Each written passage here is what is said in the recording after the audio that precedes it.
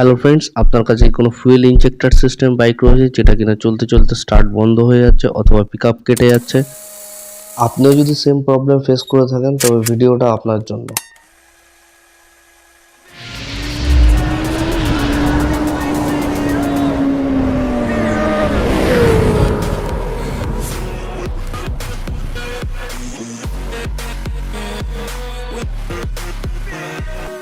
আমাদের কাছে এখন যে গাড়িটা আছে দেখতে পাচ্ছ, সেই গাড়িটার সমস্যা হচ্ছে গাড়িটা থ্রটল বডিতে নোংরা থাকার কারণে গাড়িটার পিকআপ কেটে যাচ্ছে এবং নকিংয়েরও সমস্যা হচ্ছে। সো ফ্রেন্ডস, আমরা গাড়িটার এখন থ্রটল বডিটাও ক্লিন করবো এবং ইঞ্জেক্টরটাকেও ক্লিন করবো। প্রথমে আমরা গাড়িটাকে পুরোটা খুলে নেবো। তো কীভাবে খুলছি দেখতেই পাচ্ছ।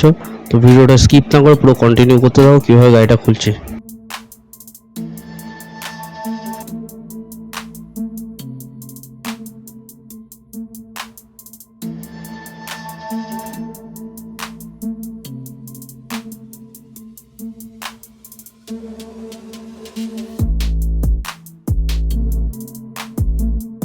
আমাদের গাড়িটা খোলা পুরোপুরি হয়ে গেছে, দেখতেই পাচ্ছ।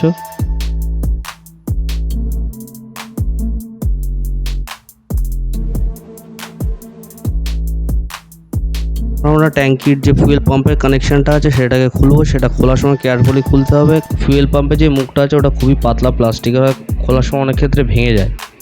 ফুয়েল পাম্পে যে কানেকশনটা আছে সেটাতে একটা পাতলা একটা লক থাকে, সেটা একটা পাতলা স্ক্রুড্রাইভারের সাহায্যে আমরা খুলে নিচ্ছি। কীভাবে খুলছি দেখতেই পাচ্ছ। আমাদের খোলা প্রায় অলমোস্ট হয়ে গেছে। আমাদের থ্রটল বডিটাও খোলা হয়ে গেছে। এখন থ্রটল বডিটা একটা স্ক্রুড্রাইভারের সাহায্যে বাইরে বার করে নেবো। আমাদের থ্রটল বডিটা খোলা হয়ে এসছে, দেখতেই পাচ্ছ।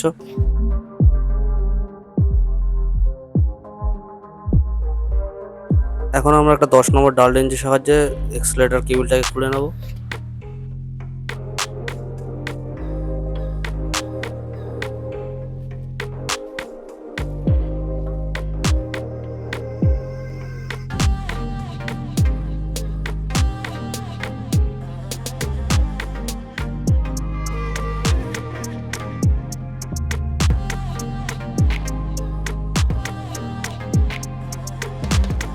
এখন থ্রটল বডি সেন্সারের যে জ্যাকগুলো আছে সেগুলোকে আস্তে করে খুলে নেব। গাড়িটির থ্রটল বডি এর আগে কোনোদিনও খোলা হয়নি বলে থ্রটল বডির জ্যাকগুলো খুবই হার্ড হয়ে রয়েছে। তো একটা পাতলা স্ক্রুড্রাইভারের সাহায্যে আমরা খুলে নিচ্ছি, দেখতেই পাচ্ছ।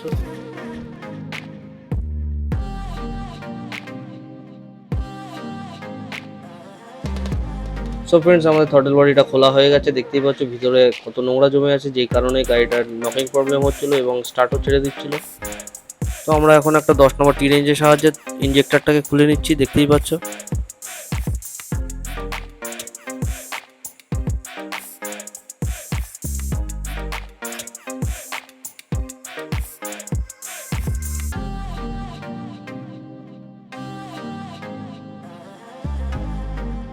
আমাদের ইঞ্জেক্টরটাও খোলা হয়ে গেছে, দেখতেই পাচ্ছ মুখে কত নোংরা জমে আছে, যে কারণে গাড়িটা নকিং প্রবলেম হচ্ছিল এবং স্টার্টিংয়েও প্রবলেম হচ্ছিল।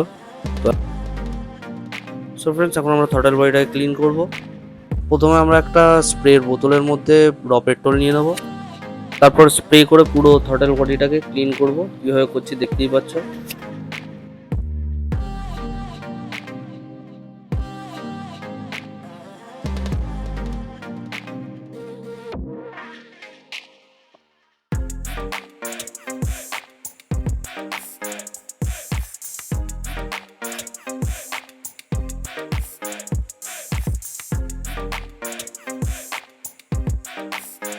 আমাদের থ্রটল বডি ক্লিন অলমোস্ট হয়ে এসছে। এখন আমরা ইঞ্জেক্টরের কানেক্টরটাকে পরিষ্কার করব সেম ভাবেই।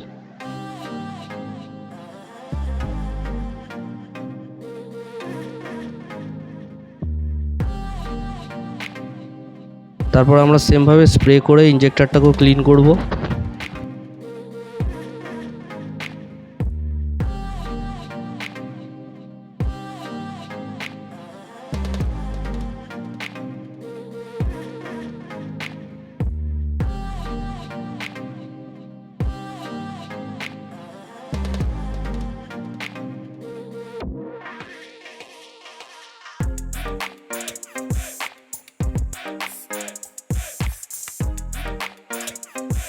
আমাদের থ্রটল বডি আর ইঞ্জেক্টর ক্লিনিং কমপ্লিট। এখন আমরা সেম ভাবে অ্যাসেম্বল করে নেব। কীভাবে করছি দেখতেই পাচ্ছ।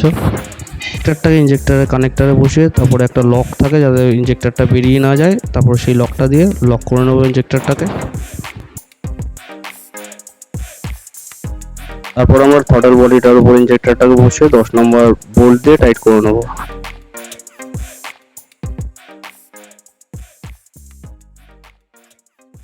সো ফ্রেন্ডস, আমাদের ইঞ্জেক্টর আর throttle body cleaning process complete এবং অ্যাসেম্বলিং প্রসেসও কমপ্লিট।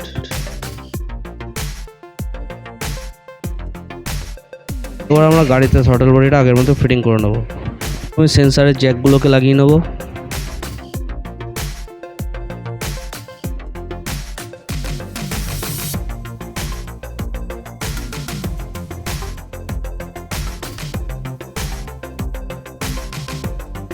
তারপর আমরা ফুয়েল পাম্পের কানেক্টরটাকে বসিয়ে নেব। তারপর যে কানেক্টরের লকটা আছে সেই লকটাকেও বসিয়ে নেব।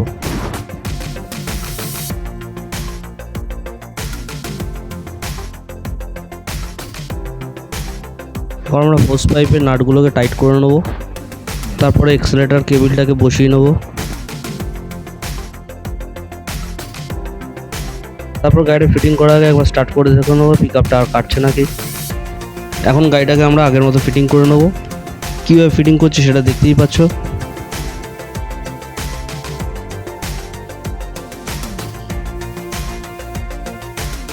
সো ফ্রেন্ডস, আমাদের গাড়িটা ফিটিংয়ের কাজ কমপ্লিট। দেখতেই পাচ্ছ গাড়িটা পুরো ফিটিং করা হয়ে গেছে।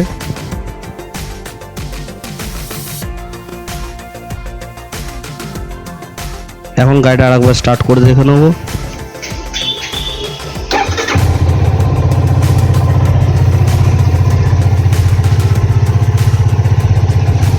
দেখতেই পাচ্ছ গাড়িটা যে পিকআপের প্রবলেম দিচ্ছিল সেই প্রবলেমটা সলভ হয়ে গেছে।